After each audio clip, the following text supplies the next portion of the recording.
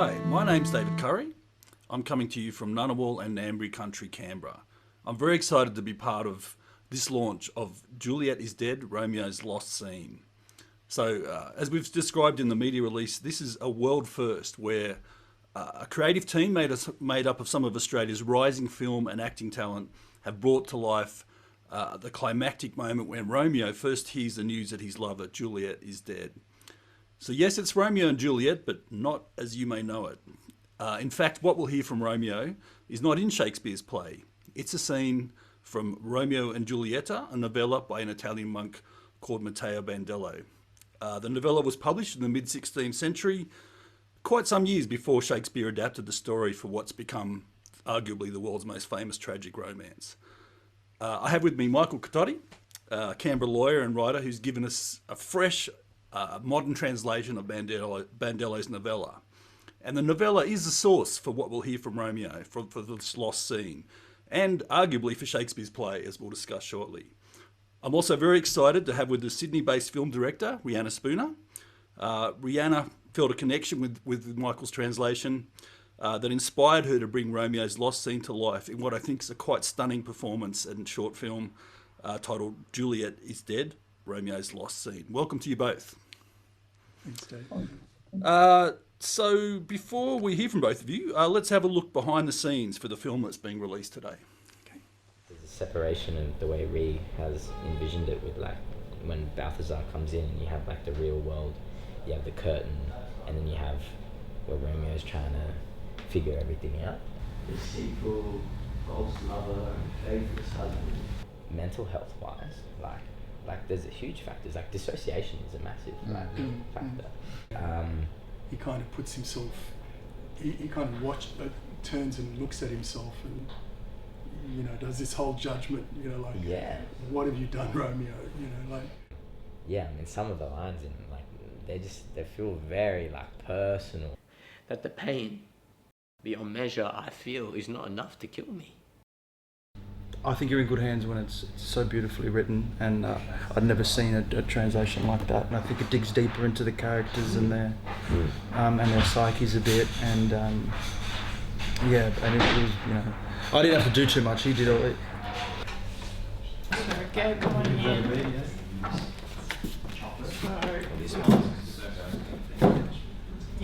You can see what he wants to do, but I think choreographed it well. It's something that people go through, and I think what's nice about this is that for once we get to talk about it, and you don't really get to do that a lot, especially being young men like who are built like us physically, like really like you know, big and stuff. So Take that myself. No mortal hand can help Juliet.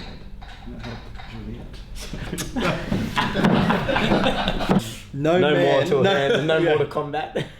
No mortal hand can help Juliet. I think and what a line it was, bro. I'm speaking. Balthazar. Yeah, that's good.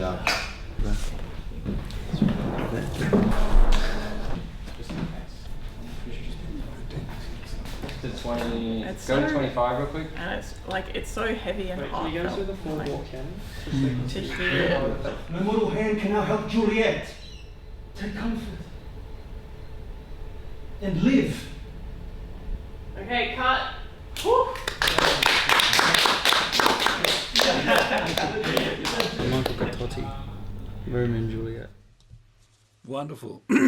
So that's a glimpse behind the scenes of this world first, a film performance of Romeo's Lost Scene. So Michael, this is a scene that people who only know Shakespeare's version, which is most people I guess, have never seen. Having translated the story, what's it like seeing the words brought to life and represented by the actors in this way? Dave, thanks for hosting this interview today. It's wonderful you're doing this with us, and we're able to share this together. And I really want to congratulate Rhianna and her team for what they've produced with this amazing film. It's beyond what I could have imagined or did imagine for the scene, and the way the actors responded to it, how Rhianna has directed it, the CGI that Jack has brought to it, which puts you literally in Mantua. It's all amazing. So I'm just amazed at how this story has moved forward to this new level in this film production. As you saw, I was lucky enough to be able to attend the filming, and it's an experience that will just stay with me forever. I've been working with Bandello's story now for more than a year, and in a way, Romeo and Juliet, they aren't just characters for me anymore. It's almost like they're real. They're real people who have gone through real experiences. So yeah. Anyway, it's wonderful. Yeah. Rihanna, I might ask you now a question. So Michael approached you about filming Romeo's missing scene. You surely would have already known Shakespeare's play. Can you talk a bit about your reaction to Bandello's version and why you decided to take it on? Sure. And thanks, Dave and Michael, for having me on today. I think, I'm a film director now, but a decade ago, I was doing theatre, and I even played Juliet. So I know Shakespeare's version back to front. And I was always really intrigued by the specificity of Italy and Verona and Mantua. It just went beyond what could have been Shakespeare's imagination. So when Michael shared Bandello's version of me with me, it felt like kind of the missing piece in the jigsaw puzzle. And yeah, I was really excited to take on Bandello's version because it's not well known. So there's lots to discover, and it doesn't carry, the weight that Shakespeare's does with 500 years of theatre tradition or everyone's bad memories in high school English. Do you think, you sort of touched on this, but the version of the story is relevant to young people today? Do you feel that? Yeah. Romeo and Juliet will always attract young audiences, but this particular Bandello's version, it's written in prose rather than verse. So his language, there's a simplicity, but also like an elegance to it that has aged really well. The characters express themselves with a directness that kind of removes some of the distance of history that Shakespeare's version has. And I think also Shakespeare's characters, they're driven by passion, they act impulsively, and they leap into everything. Whereas Bandello, writing a novella, he gives his characters time to agonize over their decisions, and we spend time in their predicaments, and it, to me, makes them far more relatable, and that also makes their inevitable downfall a lot more tragic. Right. Michael, let's better understand the source of what we're seeing here today. So can you talk a little bit about who was Matteo Bandello? Where does Romeo and Juliet fit into his work, and how do we get from his novella to Shakespeare's later play? Sure, thanks, Dave. So Matteo Bandello was an Italian monk and or friar, and he lived in the 16th century, as we've heard. But being a monk was really just his day job. His passion was writing, and he was connected with the court in Mantua.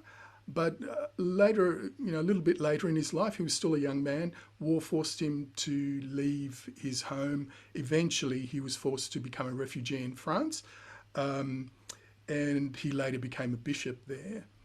He'd been a writer most of his life, but it wasn't really until the end of his life that his major work was released. And his major work was a collection of 200 short stories or novellas, and it's in this collection that we find the Romeo and Juliet story. The important thing and he wasn't the first one to write a version of Romeo and Juliet, it's important to acknowledge, but it was his version that was the version that made it out of Italy. In a way, the way he writes his stories as by then an old man living in France as an exile is his memories of this beautiful world that he had to leave behind in Italy. It comes through in the preambles he writes, and also in the way he writes the stories. So the short version of how the story gets to England is pretty soon after he published his novellas. They're translated into French, and then from French, in 1562, a young man called Arthur Brooke translated the Romeo and Juliet story into English. It's the first known English translation.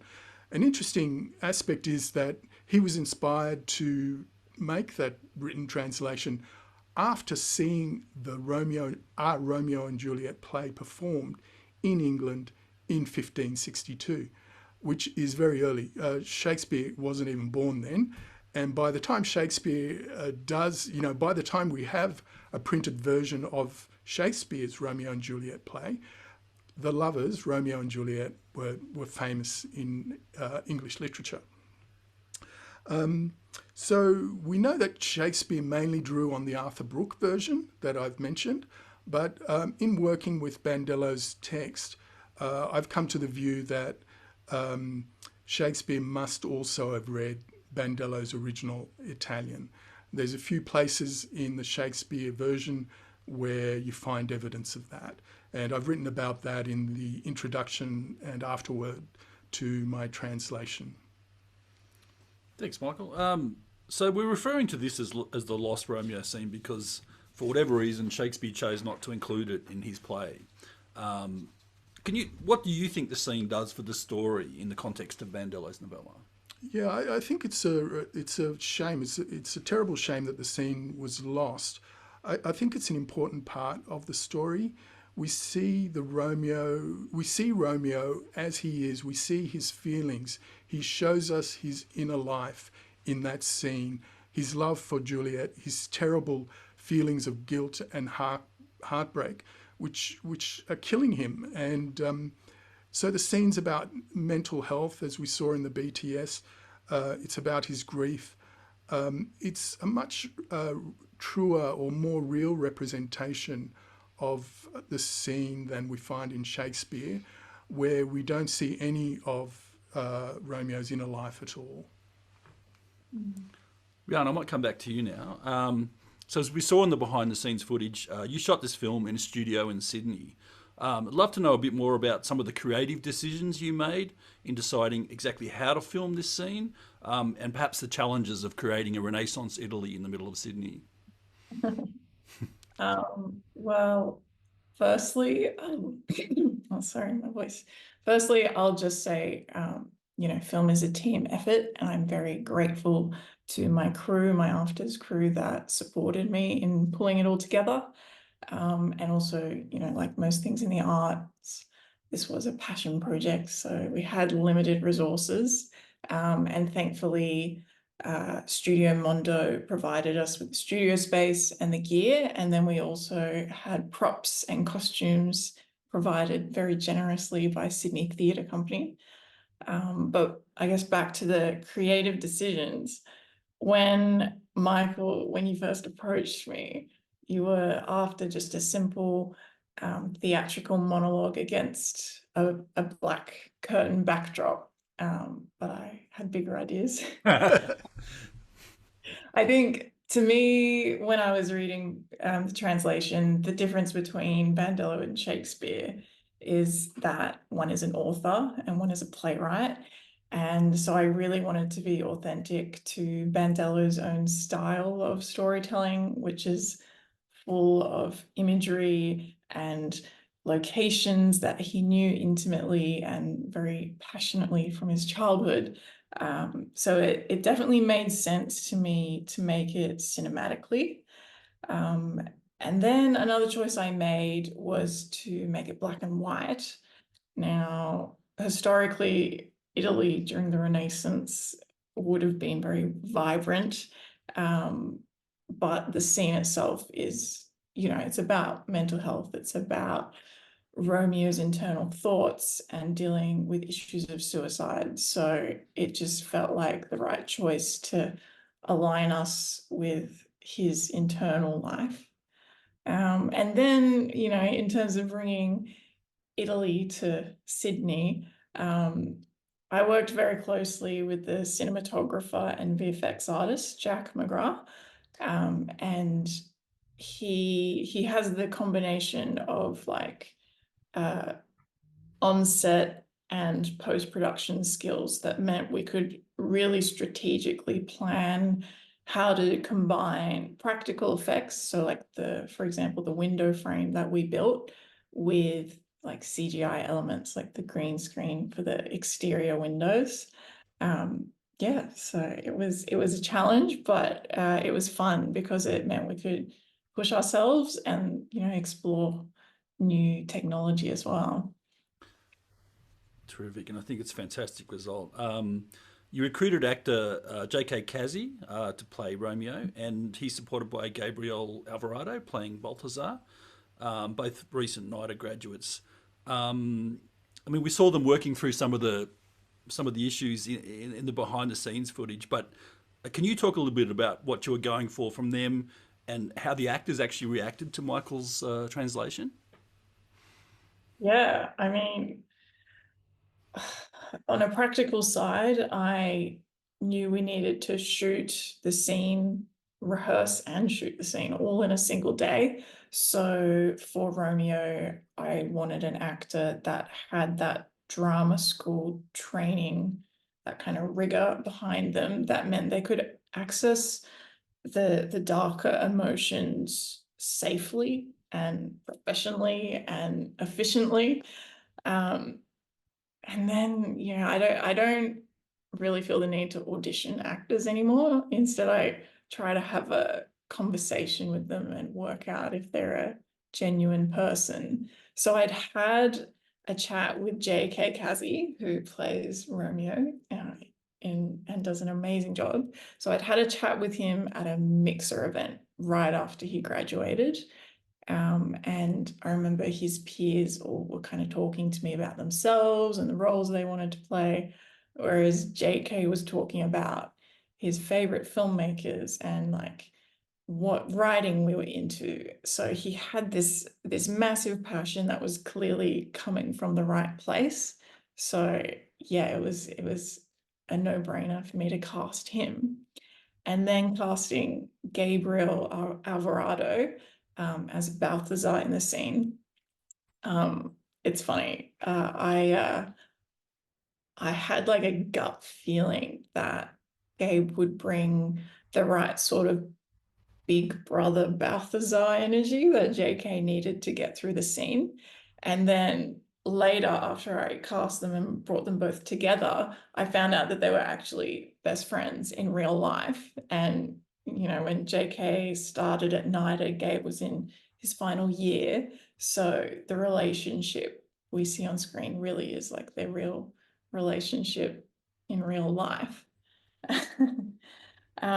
And then I guess when it came to showing them Michael's translation, I suspected the actors, because they have such a massive respect for the craft and they work so hard, they would feel a bit of pressure doing Romeo and Juliet. So I didn't want them to, you know, get too in their heads about it. And I deliberately didn't show them the translation until a few days before.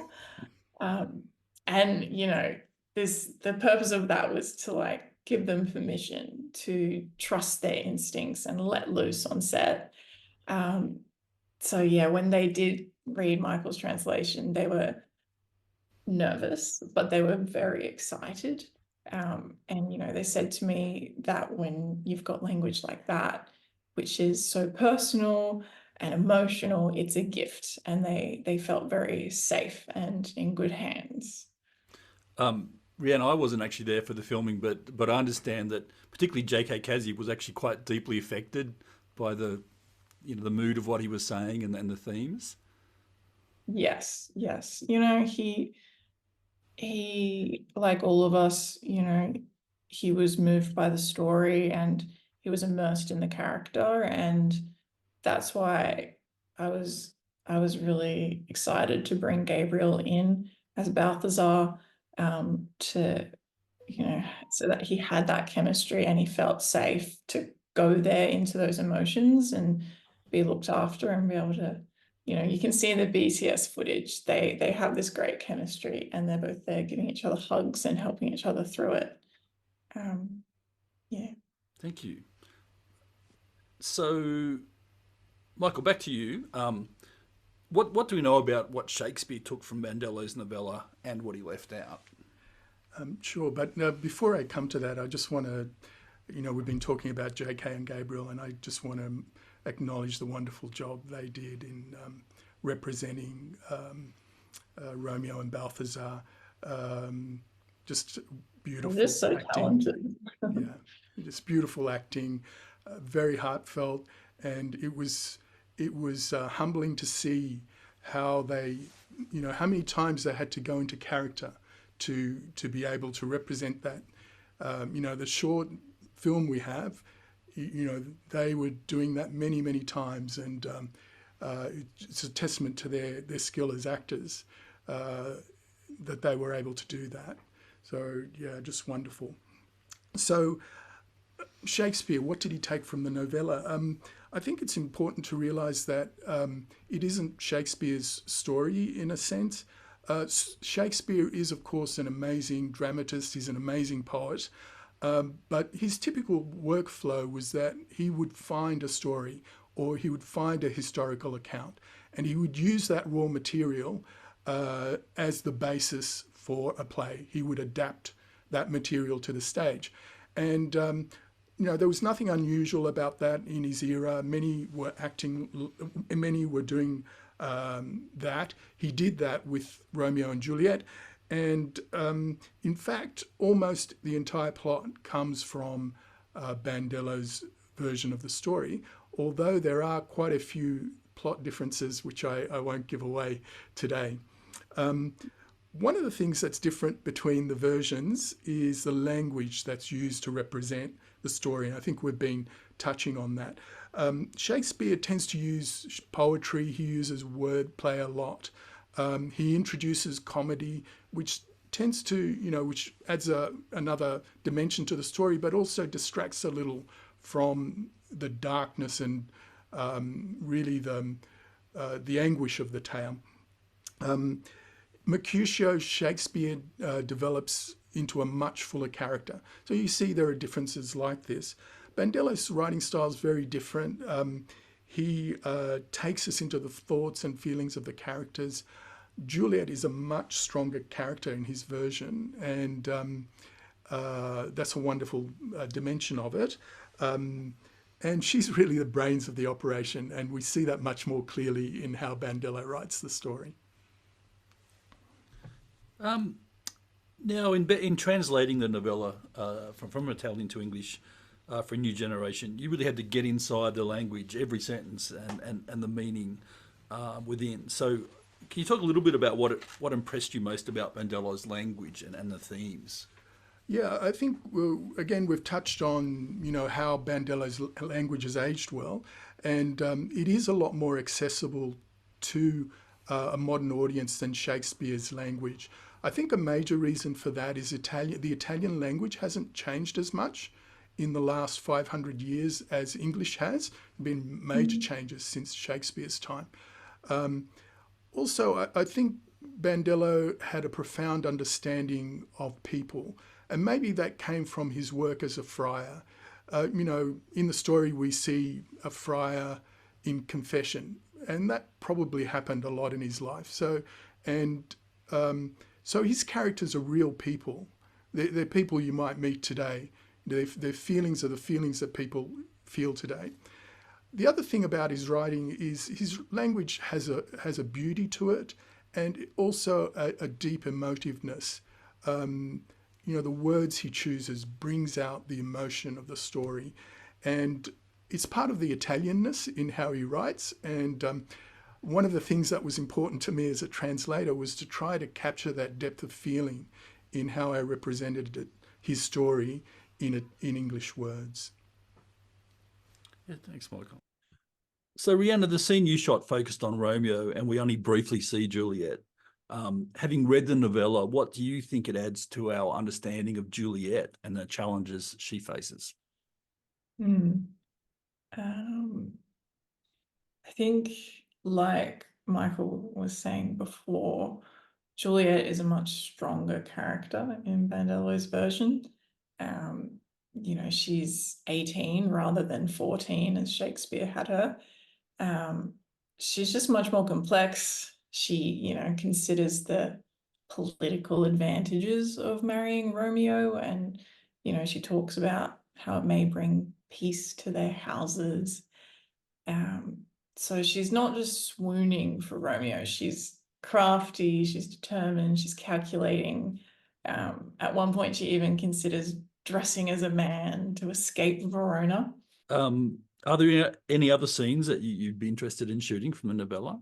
Yes, I think, Juliet, in many ways, so we shot Romeo's lost scene, but to me, it's Juliet's lost story, and I would very much like to shoot the whole thing one day. Well, that's something exciting to look forward to. So I want to thank Rhianna, you and Michael, for those great insights into how you approach the Lost Romeo scene from your respective creative fields. I think it's very exciting.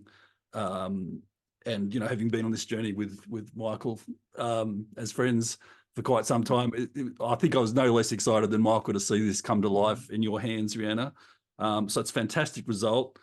So congratulations, I think, on everybody's very fine work. So Michael's really fresh translation of the novella, your filmmaking skills, Rhianna, and the amazing performances we see from the actors. Congratulations to everybody. So for those watching, I'd just say if you have even only a passing interest in Shakespeare and Romeo and Juliet, I'd encourage you to watch the film, Juliet is Dead, Romeo's Lost Scene, and also search out Michael's translation. We've provided links in the description below and at the end of this video, and I think there's a lot there to get from those. So thank you very much, everybody. Thank you, Dave. Thanks.